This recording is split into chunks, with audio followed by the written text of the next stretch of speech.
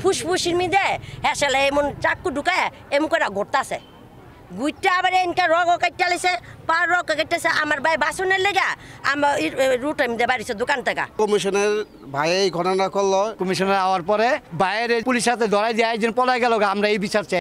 আমার ভাইয়ের কি দেখলাম আমার ভাই নিষ্পাপ। স্বজনদের বুক ফাটা আর্তনাদে ভারী হয়ে উঠেছে চারপাশ।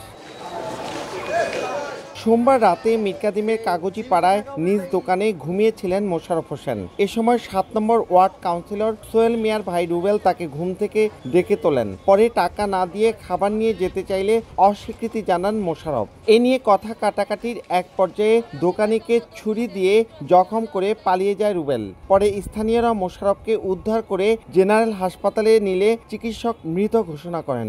ওনার থেকে চিপস চাইছে, চিপস চাওয়ার পর চিপস দিচ্ছে, দেওয়ার পরে টাকা চাইছে, কয় টাকা দিব কেলে তুই উল্টা আমার টাকা দিবি এরকম বলে কোবাইছে। কমিশনের ভাই এই ঘটনা করলো এটা বিচার চাই। কমিশনার আইলো, কমিশনার আওয়ার পরে বাইরে পুলিশ হাতে ধরাই দিয়ে একজন পলাই গেল আমরা এই বিচার চাই। আমরা আর কিছু চাই না, আমরা এই হত্যার বিচার চাই। ঘটনার পরপরই অভিযান চালিয়ে অভিযুক্ত রুবেলকে রক্তমাখা ছুরিসহ আটক করা হয়।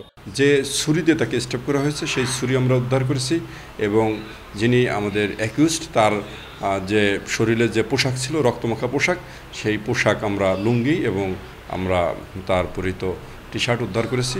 এই হত্যাকাণ্ড ছাড়াও ভাইয়ের পরিচয়ে দাপট দেখিয়ে এলাকায় প্রভাব বিস্তারের অভিযোগ রয়েছে রুবেল মিয়ার বিরুদ্ধে।